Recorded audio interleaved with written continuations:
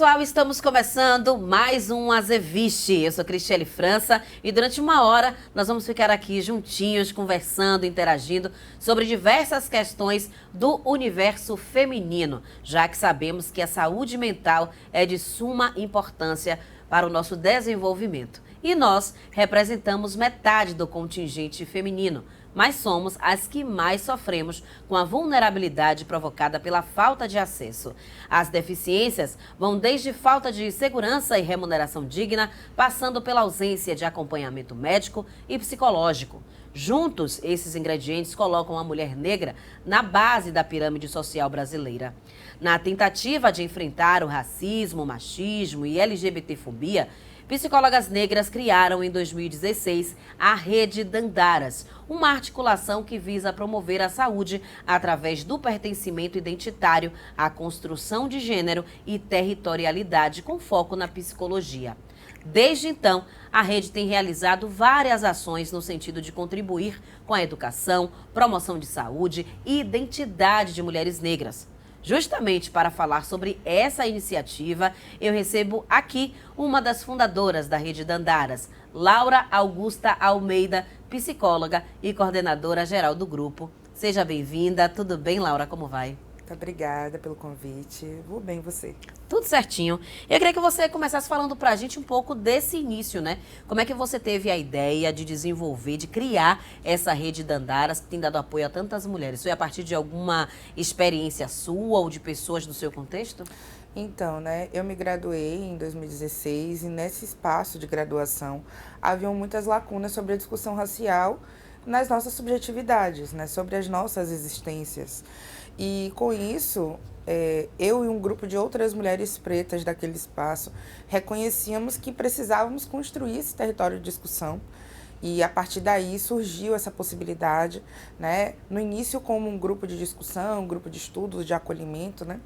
E aí ganhou um corpo diferente quando a gente se forma, né? Algumas dessas colegas não estão conosco, mas como a rede ela encontra espaço, né? Encontra corpo em outros vínculos, nós hoje temos outras profissionais também que estão contribuindo com essa discussão de diversos pontos, né? Até porque nós somos muitas. Muitas e múltiplas. Exatamente. Antes da gente falar como é que efetivamente a rede funciona, eu queria que você falasse da sua experiência na academia, na universidade. Você disse que encontrou alguns entraves em relação ao tratamento desse mundo tão diverso que é o mundo feminino, o universo feminino, principalmente se tratando de mulheres negras. Fale o que é que efetivamente dentro da academia motivou a criação desse grupo. Silêncio, né? Silêncio relacionado às nossas existências, às nossas questões. A sensação de que qualquer e toda teoria relacionada à subjetividade das pessoas não nos contemplava. E isso aparecia como um grande silêncio, inclusive, em como nós iríamos conduzir a nossa escuta, o nosso trabalho, né? Já que nós vivemos na cidade talvez mais negra fora de África.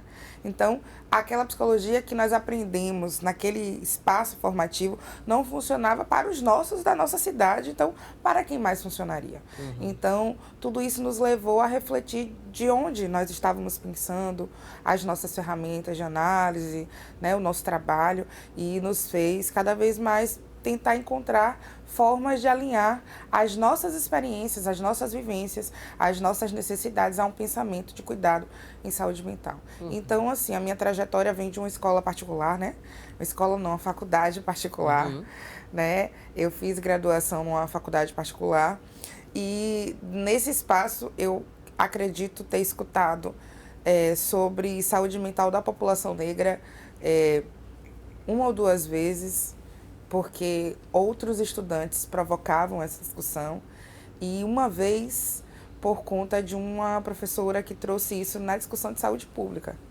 Então, em nenhum momento isso era um fator organizativo, por exemplo, para que a gente pensasse subjetividades que, por exemplo, tiveram como um forte marcador nas suas existências o sequestro, tráfico e escravização dos seus ancestrais, das suas famílias intergeracionais e os marcadores que organizam as vidas e saúde de suas famílias. Então, isso acaba sendo um vão, um abismo absurdo, né, entre as perspectivas de vida.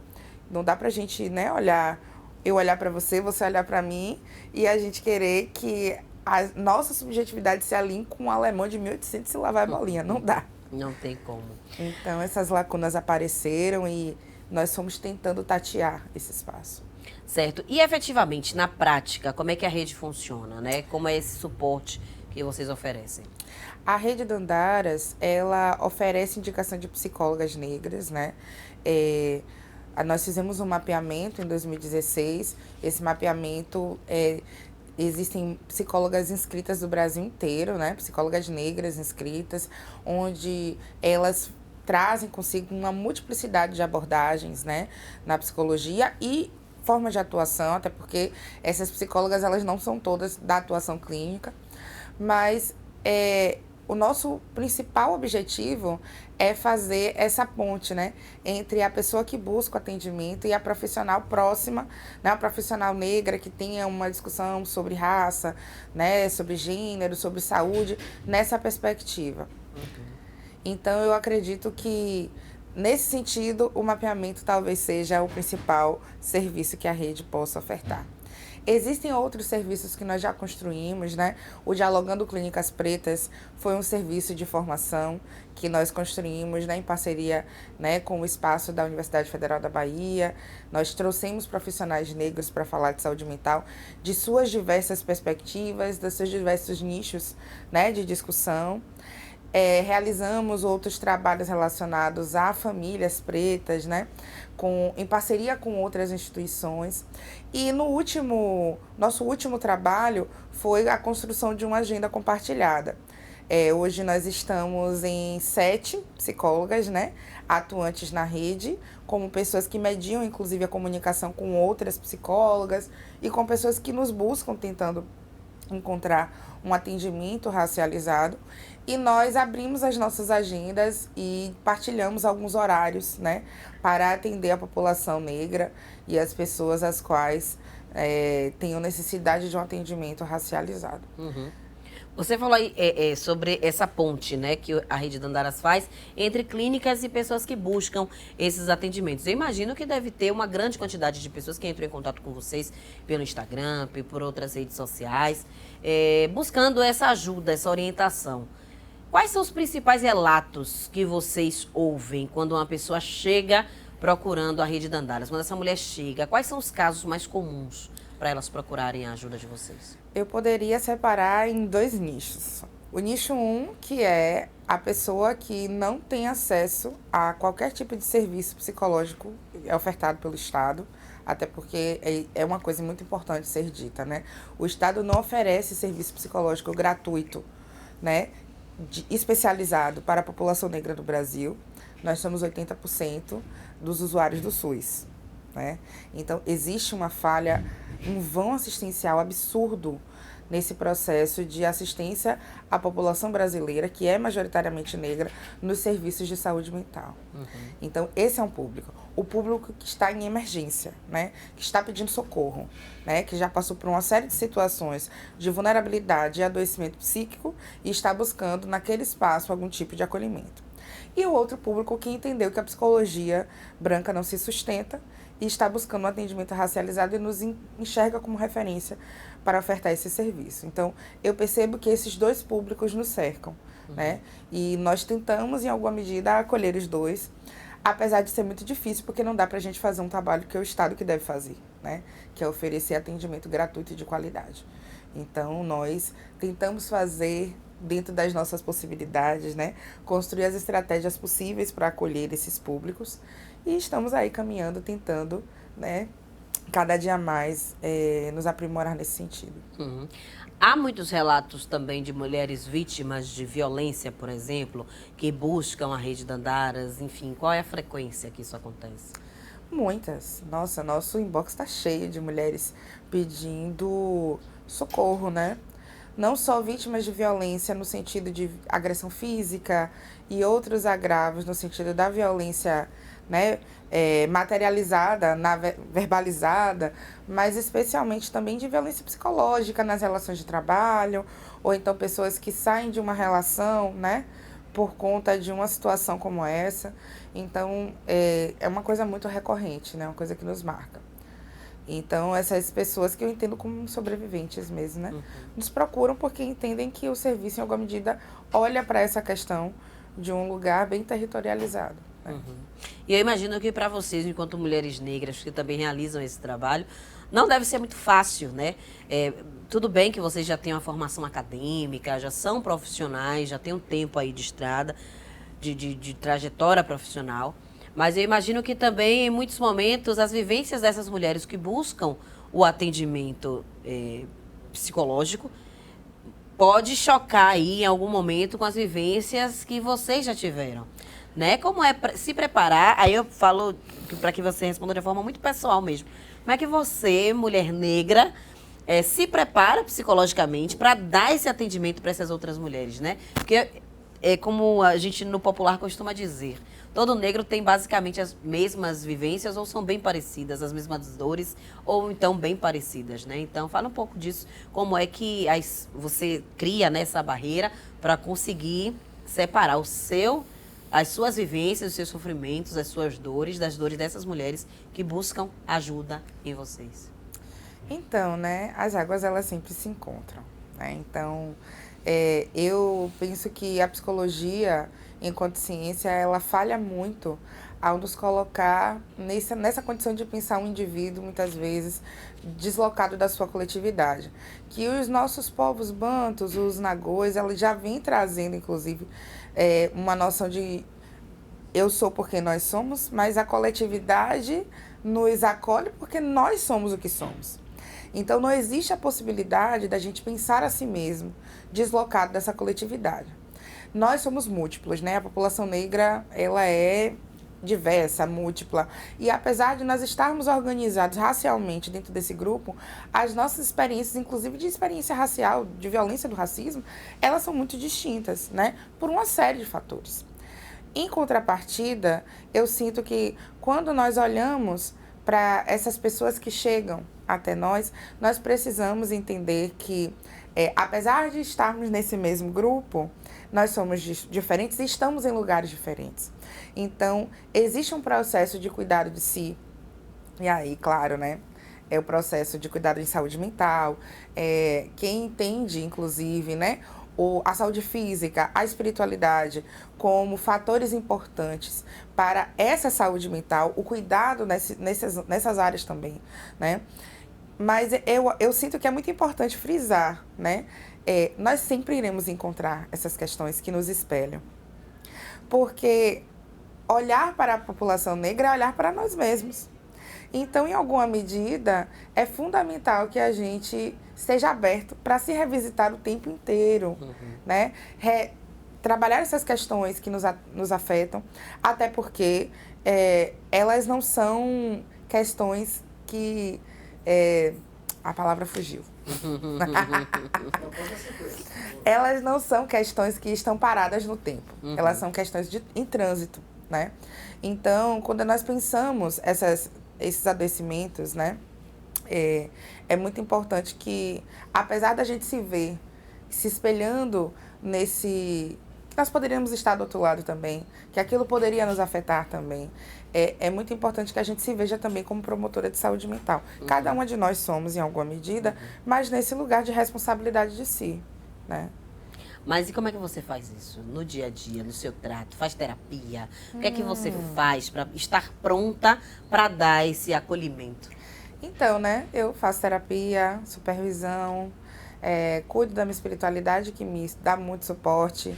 Tento entender, inclusive, quais são as minhas questões, né, com relação a essa violência racial, para que eu possa ser cuidadosa no cuidado com o outro, né? Afinal, eu sinto que muitas pessoas têm essa ilusão, né, de que nós, psicólogos, pegamos muita coisa, absorvemos muita coisa, e, na verdade, nós fazemos terapia e supervisão para que as nossas questões não se batam a ponto de impedir que o processo terapêutico do outro seja inviabilizado pelas nossas dores, né? Então, eu acho isso muito importante. E é uma conduta ética, né? É o que precisa ser feito. Uhum. Inclusive, a gente fica sabendo aí nos bastidores de alguns profissionais que não têm toda essa conduta ética, que acaba pegando o caso de um, comenta com o outro. E isso dá muito problema, né? Isso não é ético e é importante a gente alertar a quem está do outro lado, quem pode vir a enfim, está em busca de uma ajuda psicológica, que é preciso justamente pesquisar sobre esses profissionais, né? Buscar informações sobre essas pessoas a quem a gente vai contar nossas vidas, relatar nossos problemas, para que não haja esse problema, esse momento, né, de você trazer um problema seu, um relato seu para um profissional e ele passar adiante para um outro paciente. Isso é importante a gente frisar. Isso não é ético. E eu queria que você falasse como as pessoas podem buscar essas referências desses profissionais, né? Quando a gente busca um serviço de saúde, principalmente da psicologia, da psiquiatria, quais são os meios da gente buscar a credibilidade desse profissional? Eu sinto que essas informações sobre psicologia ainda estão muito nesse nicho técnico, né? Só os colegas discutem entre si mesmos. Sim. No meu perfil de Instagram, eu fiz abri uma caixinha sobre o que é que você acha que um psicólogo não deve fazer. Ótimo. E foi muito interessante as coisas que surgiram. Tipo assim, psicólogo não pode paquerar paciente. Psicólogo não pode atender parente. Eu acho isso muito legal, porque as pessoas têm uma imagem da gente que é uma imagem, assim, o psicólogo precisa ter essa imagem dura, não pode usar nada que fale sobre ele, e na verdade não necessariamente é isso. Existe o Código de Ética do Psicólogo, é um documento que está aí na internet, todo mundo pode ter acesso, e eu acho muito importante que todo mundo saiba, né, o que é esse código de ética, quais são os limites da atuação profissional do psicólogo e até onde ele dá conta, né, de estar nessa relação terapêutica, quais são, inclusive, as questões que envolvem as outras relações. Mas eu sinto que a gente precisa conversar mais sobre isso, porque além das pessoas ainda acharem que psicólogo é coisa de doido, coisa de maluco, né, a gente precisa aproximar essa discussão saúde mental de toda a população brasileira, que é majoritariamente preta. Né? Com certeza. Agora, pulando um pouco essa etapa, dando essa dica aí que a gente já deu para todo mundo que está assistindo a Zevish, eu quero que você fale diretamente sobre esses efeitos, né, psicossomáticos enfim, desse sofrimento racial que a gente enfrenta no dia a dia, né? Que tipo de doenças psicossomáticas, enfim, a gente pode acabar desenvolvendo, doenças psicológicas que a gente pode acabar desenvolvendo a partir desse sofrimento, dessa labuta do dia a dia, de tantas demandas que a gente acaba tendo e tantos sofrimentos muitas vezes acumulados, né? E enfim, fala um pouco desses saldos, dessas sequelas que a gente pode acabar desenvolvendo.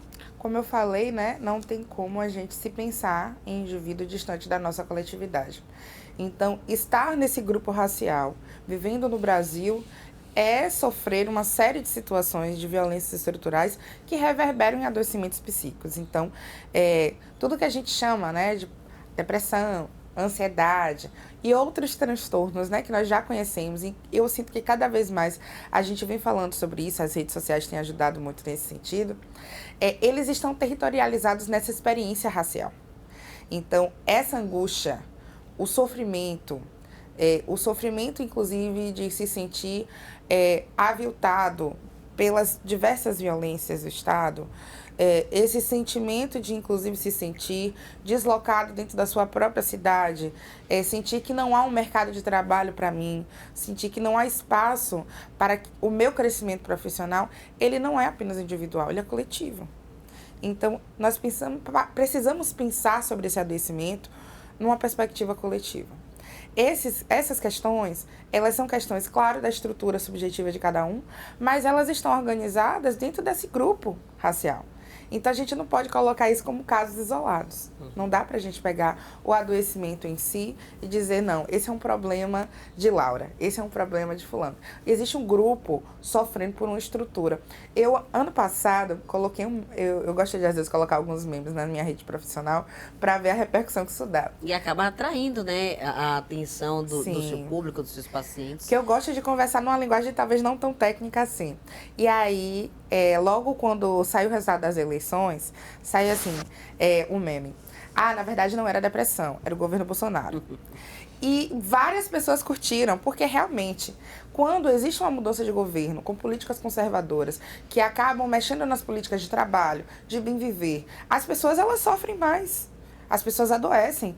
Quantas pessoas entraram em processo de burnout, por exemplo, quando mudaram-se as leis trabalhistas e elas não tiveram autonomias, por exemplo, sobre as férias, sobre uma série de questões.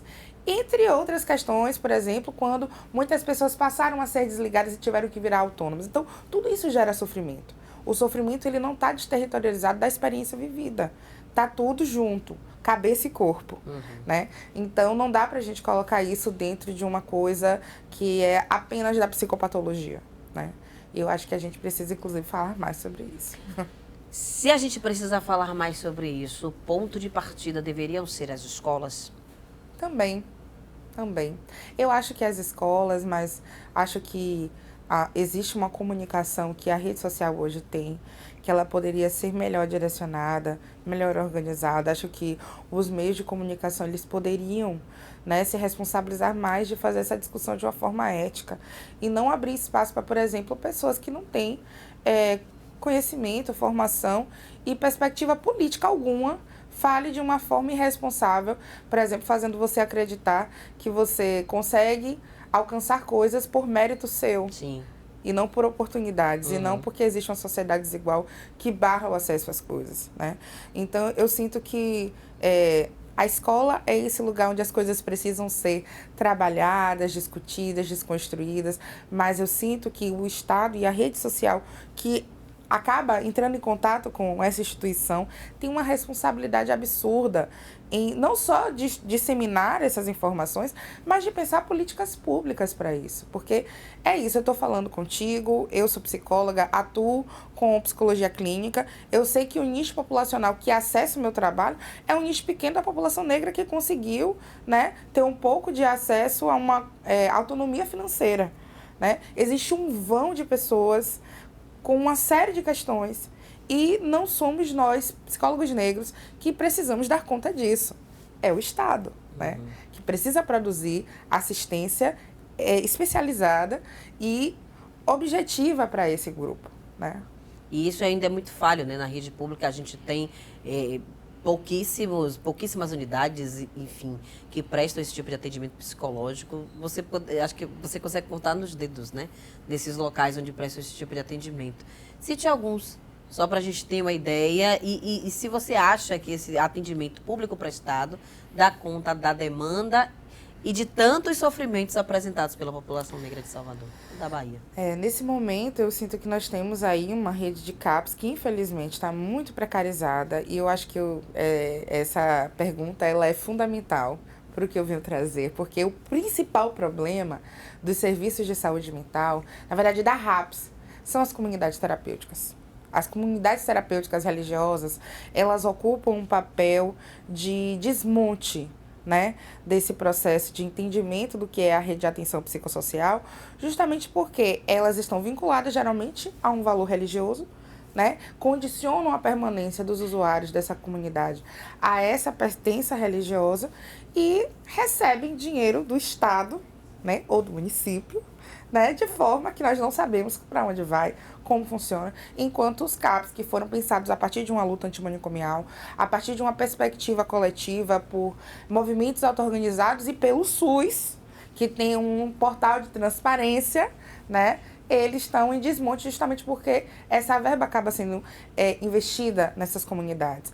Essas comunidades que acabam reproduzindo, inclusive, que tem muito do pós-abolição, né? Que é o uso desse corpo negro, que é o usuário, né, de psicoativos, que está aí precisando e vítima, né, desse pós-abolição que não acabou, buscando acolhimento, buscando ajuda a famílias pretas que precisam desse acolhimento. E essa comunidade oferta mais com uma série de condições, né, e uma série de problemas, né, com relação a essa estrutura. Então, eu sinto que nós precisamos reavaliar, né, a forma como essa rede ela tem se organizado, a forma como essa verba tem sido investida, né, e reavaliar politicamente, inclusive, a quem serve, né, essa perspectiva. E é interessante você trazer esse ponto de vista justamente porque a gente vê essas verbas serem destinadas, serem utilizadas, serem encaminhadas para esses grupos, para esses nichos e não para outros, né? Então fica aí a reflexão, a gente aqui não pode apontar, enfim, não pode citar casos específicos, mas a gente sabe que eles são diversos e que se a gente for a fundo, a gente mergulha nessa questão e não para mais.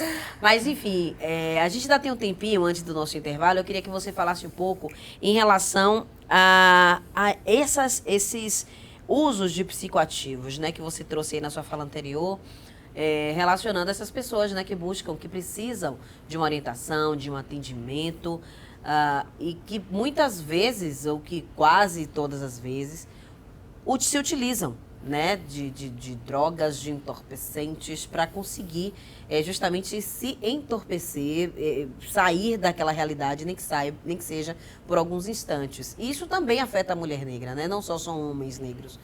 E eu queria que você falasse em relação a isso. Você consegue, a partir da sua experiência, da sua atuação profissional, notar que há cada vez mais um número de mulheres recorrendo ao uso de álcool, de cigarro e de outras drogas por causa dessas vivências, desses sofrimentos raciais? Eu penso que existe um olhar que nós precisamos ter, né, que a pobreza ela é feminina, né? A pobreza ela é feminina e negra. Os corpos que estão em situação de rua são majoritariamente masculinos. Mas essa pobreza, esse lugar de sofrimento, ele é mediado por um não conseguir sobreviver a uma realidade, né, num país como o Brasil. Eu acho muito interessante quando nós olhamos para essa pessoa usuária como, mais uma vez, né, o que a psicologia e o que as ciências eurocêntricas, né, nos levam a fazer, o indivíduo. Quem é esse indivíduo? Onde é que ele está inserido? Né? Que marcadores cortam esse corpo? Não é possível que todas essas pessoas que estão em situação de rua no Brasil, né, e que estejam nessa situação de uso, né, de drogas e psicoativos, elas estejam deslocadas de uma realidade comum. Não é possível que esse sofrimento que marca esses corpos seja individual. Então, nós precisamos repensar, inclusive, a forma como nós olhamos para esses corpos no sentido de tentar entender qual é o problema. O problema é essa realidade que nós vivemos. Como é que pode hoje a gente ir no mercado com R$100 e não fazer um mercado de peixe, gente? Como é isso? Hoje não, já tem um bom tempo que a gente não consegue.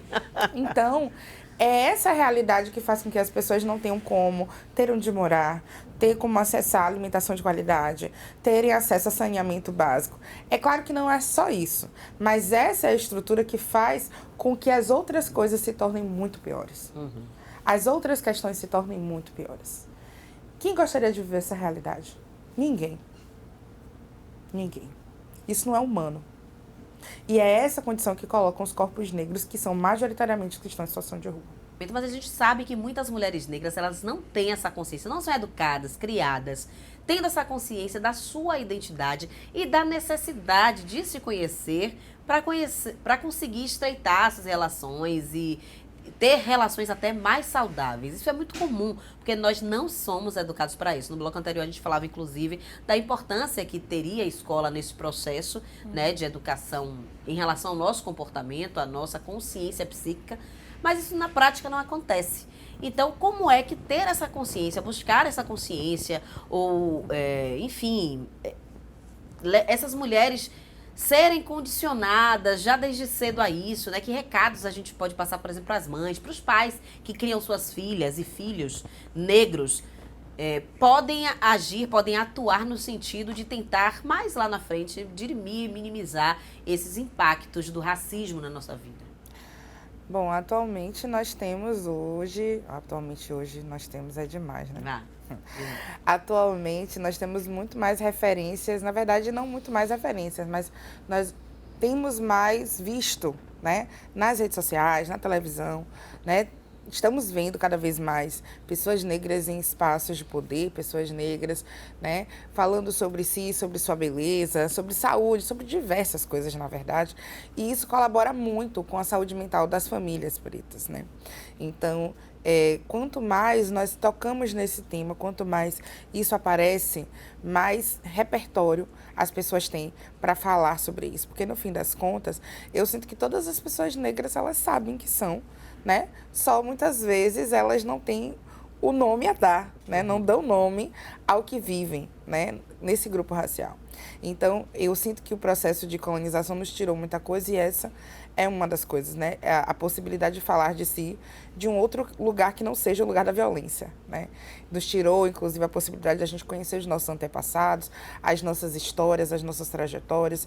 E isso fala muito de como hoje as pessoas negras conseguem falar sobre si mesmas, falar sobre o seu futuro, sobre os seus sonhos, de um lugar que não seja a violência, de um lugar que não seja a exclusão. Então, eu sinto que quanto mais a gente consegue encontrar, né, livros, referências midiáticas, coisas que dialoguem com o nosso cotidiano, que tenham a nossa imagem, mais isso é promoção de saúde para nós. Então, dialogar com isso precisa ser um fator de saúde mental o tempo todo. Né? Quando você traz essa questão, né, de como essas referências que a gente hoje tem muito mais nas TVs, nos comerciais, isso me lembra o relato da doutora Lívia Vaz, promotora lá do Ministério Público da Bahia, que eu mando um abraço, e que ela sempre diz que ela, quando estava ali no período da sua formação profissional, na escolha, né, da profissão que iria seguir, na verdade, ela teve um diálogo com o pai e ela queria muito ser jornalista, mas ela não... ficava em dúvida, né? Porque ela sempre foi questionadora e tal, defensora ali dos seus pontos de vista. Mas ela disse ao pai que queria seguir a profissão de jornalista. E o pai, no momento desse diálogo, disse pra ela: mas você não vê pessoas na televisão como você. Pessoas negras, com o cabelo enrolado, você não vê. Então vai ser um processo mais difícil. Por que você não segue a profissão de advogada? Por que você não busca o direito? E parte pra gente agradece essas palavras do pai, porque a promotora tem uma atuação brilhante. Incrível. Mas a gente vê como essa falta de referências acabou nos travando. A partir desse relato, né, a gente percebe como isso muitas vezes nos travou. Travou a promotora em relação a essa sua primeira escolha profissional. E deve ter travado aí milhares de mulheres e homens negros que também poderiam ter tido uma escolha e seguiram outros caminhos por saber que naquele momento ali não teriam a abertura que precisariam para exercer essa ou aquela profissão. Então, eu queria que você se aprofundasse um pouco nisso, porque hoje a gente vive justamente esse outro momento, né? E quando se fala em representatividade nesses núcleos, nesses meios, a gente está falando de estética, a gente está falando de vestimenta, a gente está falando das nossas vestes, né? Eu sou uma mulher negra, tô aqui colorida, de turbante, à frente de uma TV, apresentando um programa. Você, como convidada, se sente à vontade para vir também, colorida, com seu cabelo trançado, com seus búzios no cabelo. E isso vai, aos poucos, aí eu acredito, né, que colocando na mente dessas outras pessoas que estão nos assistindo, que estão nos vendo nesse momento, eu posso chegar lá, eu posso fazer. Então, como isso mexe? Que chave a gente começa a girar nesse momento, né? Aprofunde um pouco mais sua fala nesse sentido, de como esse despertar é importante, né? De como esse trabalho de formiguinha acaba mudando a consciência racial ou fortalecendo, acho que é a palavra certa, a consciência racial de tantas outras pessoas. Eu sinto que, apesar do meu processo, né, de escolha profissional não ter passado exatamente por ver outras pessoas negras nesse lugar, porque quando eu fiz essa escolha, eu ainda não conhecia psicólogas negras, né, nesse lugar.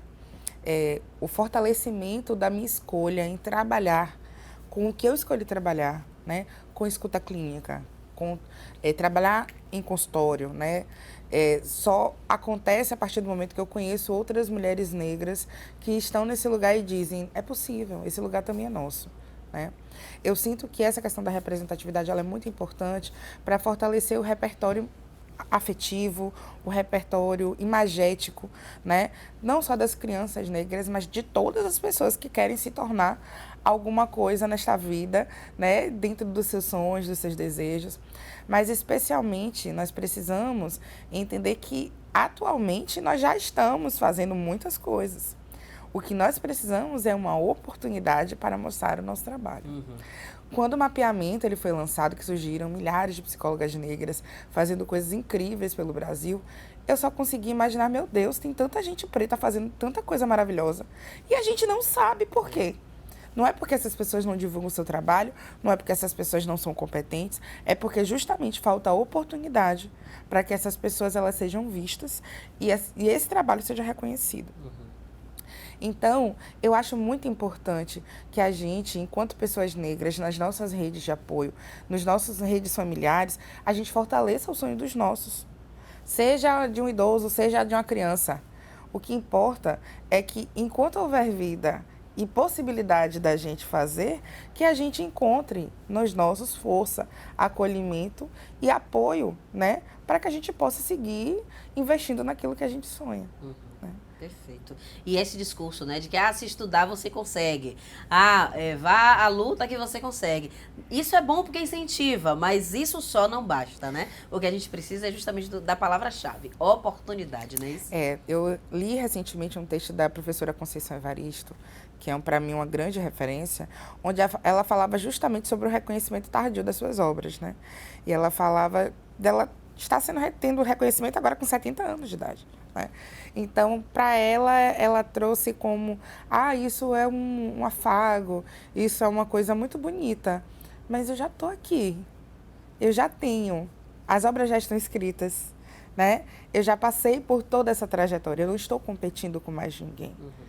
Então, eu sinto que nós precisamos sair dessa curva onde a gente celebra os nossos póstumamente.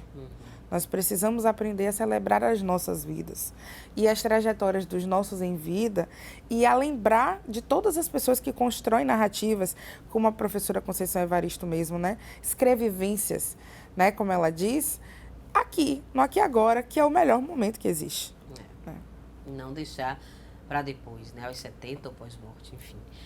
Mas vamos falar, já que a gente está falando de vida, está falando sobre morte, também tem uma outra questão que está muito no cerne aí do trabalho que vocês da Rede Dandaras realizam, que é a questão do atendimento a mulheres que são vítimas, muitas vezes, da violência obstétrica, né? Quando a gente fala na mortalidade materna, 60% dessas mulheres que morrem em situações ali do parto ou algo correlato, né, correlacionado, são 60% mulheres negras.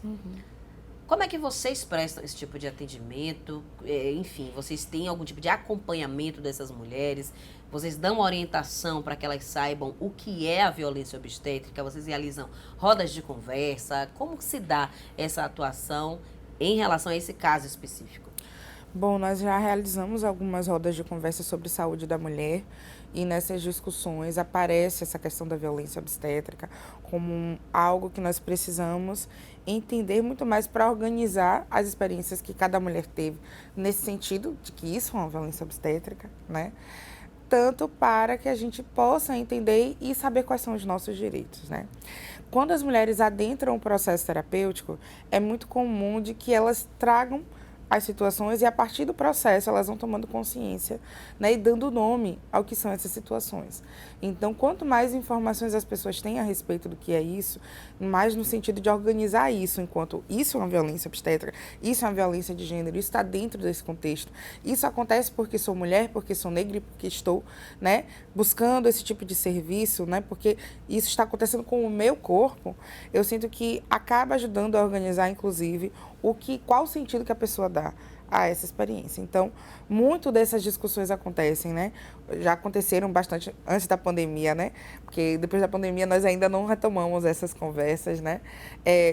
Em movimentos, né, de auto-organizados de mulheres, né? Nós já tivemos a oportunidade de conversar com alguns movimentos, mas atualmente nós estamos fazendo esse processo muito nas escutas terapêuticas mesmo. né? E isso aparece como uma questão porque muitas delas não reconhecem isso quanto violência, porque existe um processo de naturalização mesmo, né? De tudo que acontece nesse momento, né? Da voz, do grito do médico, do uso do fórceps, de uma série de situações que naquele momento, talvez, por conta do nascimento ser algo talvez mais importante, acaba passando despercebido. Mas realmente, algumas situações são mais traumáticas que outras, enfim, cada caso é um caso e a gente tenta fazer isso pelo intermédio da escuta. Uhum. A gente, inclusive, vai assistir a um relato de uma mulher falando em relação a isso, né? De como essa violência obstétrica impactou a sua vida, faz parte de um documentário, por isso a gente vai exibir. E vocês ficam aí acompanhando para entender o que é a violência obstétrica, mas daqui a pouco eu ainda vou fazer mais uma pergunta em relação a isso para Laura Augusta Almeida, ela que é coordenadora geral da Rede Dandaras. Foi um dia de muita dor, de muito desconforto e eu não tive a atenção que eu imaginava que uma grávida deveria ter. Para ele eu estava bem, mas para mim eu já estava morrendo. Essa era a sensação que eu tinha, de que eu ia morrer. Muitas vezes eu pedi remédio para dor e isso não me ofertaram essa medicação. E é o que eu escutei de uma enfermeira, que isso me marcou muito, que eu não esqueço jamais, foi que ela disse para mim que eu só ia passar a dor quando eu tivesse meu filho.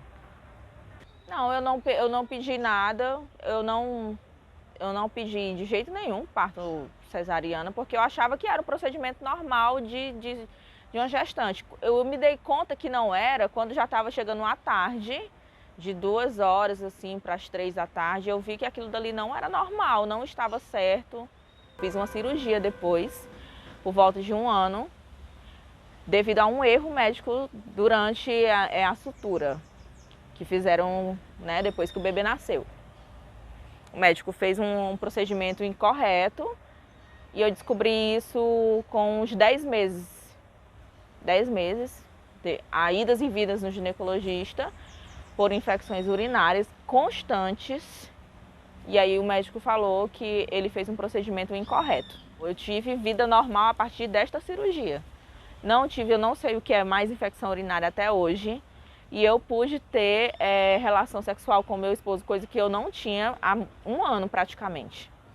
Eu não conseguia. Pronto, como a gente viu aí, esse é só um dos relatos que a gente sabe que faz parte, né, da rotina de muitas mulheres que pode estar aí, muitas inclusive despertando gatilhos, como se diz atualmente, a partir do relato dela, que já podem ter tido essas vivências. Eu queria que você falasse um pouquinho, Laura, desses relatos que chegam para vocês, né? Quais são os mais absurdos de situações que essas mulheres passam ali nos hospitais, na hora de parir, que todas nós temos esse momento como um momento mágico, um momento bonito, um momento que a gente está dando a vida, trazendo um ser ao mundo, né? Já vai com essa expectativa, com essa romantização toda do momento do parto, né? E o que é que esses médicos, ou muitos médicos, né, que a gente sabe que não é a maioria, mas que tem uma equipe, algumas equipes médicas que podem acabar traumatizando essas mulheres, que acabam muitas vezes desistindo de ter outro filho, de parir, de colocar outra vida no mundo, por causa dessa primeira experiência. Então, assim, que tipo de relatos chegam para vocês? O que é que acontece muitas vezes ali na sala, né, do parto e que podem despertar esses entraves? Bom, muitos relatos que são trazidos são, claro, né, relacionados a uma violência de gênero, né, ou a forma como a mulher chega vulnerabilizada naquele espaço, mas eu acho importante trazer esse marcador que a maioria dos relatos estão muito conectados com o que a gente entende por racismo institucional, né. Então, é a falta de toque, a negar água, né, gritar com a paciente, gritar com a mãe que está ali nesse processo de parir. E a gente não sabe quais são as condições de vida de cada pessoa, mas quando se nega o básico, quando se existe violência verbal, como já escutei em alguns relatos, até violência física, né, insultos, né, gente, é muita coisa pesada, mas geralmente isso é direcionado às mulheres negras e geralmente em espaços de saúde público. Então, existe uma discussão que precisa ser feita com todos os funcionários, e aí eu acho que o SUS, no sentido da educação em saúde, precisa, né, fortalecer esse suporte de trazer esse processo tanto de racismo institucional quanto do que a gente chama também de violência obstétrica, violência de gênero, como um fator importante para a formação de todos os trabalhadores do SUS, né? Então, eu sinto que, mesmo que esse momento não seja mágico para todas, é um momento que a nossa dignidade não precisa ser questionada, né? Então, exatamente, perfeita a sua frase. Falando um pouco ainda mais sobre a atuação da Rede Dandaras, a gente sabe que, assim como você, podem ter muitas meninas negras, muitas jovens negras nas universidades, em processo formativo, e que, a partir dessa nossa conversa aqui, a partir do acesso a esse vídeo, a esse conteúdo, podem despertar aí a vontade de conhecer um pouco mais do trabalho de vocês, a Rede Dandaras, de fazer parte, de participar das conversas. Então, vocês têm algum projeto, algum trabalho voltado para psicólogas e psicólogos, enfim, em formação, para que eles possam se atentar a todos esses detalhes que você trouxe aqui para a gente? muito em breve nós iremos lançar, nós estamos aí com 2 projetos muito bacanas, né? Um voltado para a atuação clínica e um outro voltado para a atuação em políticas públicas de saúde mental. Nós estamos aí na beira de lançar esse curso, que é um curso que tem o objetivo de trazer uma perspectiva política para essa atuação. Infelizmente, o Conselho Federal de Psicologia ainda é muito escasso em referências da atuação do psicólogo nesse serviço de políticas públicas em saúde mental. E a atuação em psicologia clínica, ela traz marcadores muitas vezes muito eurocêntricos sobre o nosso trabalho, né? E a gente precisa refazer as nossas ferramentas para cuidar dos nossos. Então, com esse objetivo, nós estamos aí nesse processo. Muito em breve, nós iremos colocar nas nossas redes sociais, né, o chamado. E aí, espero que todo mundo preste atenção, siga. E quem tiver interesse, fique à vontade para se inscrever. Isso, você responder lá no inbox, tudo direitinho, Tudo né? direitinho, a gente é rápido em responder. Mas enfim, a gente daqui a pouquinho já está chegando nos minutos finais do programa. Antes da gente encerrar, eu queria que você falasse um pouco mais como é que a rede é formada por 7 mulheres atualmente, é isso? Isso. Como é que se dá esse acolhimento? Qualquer pessoa pode fazer parte da rede para prestar o atendimento.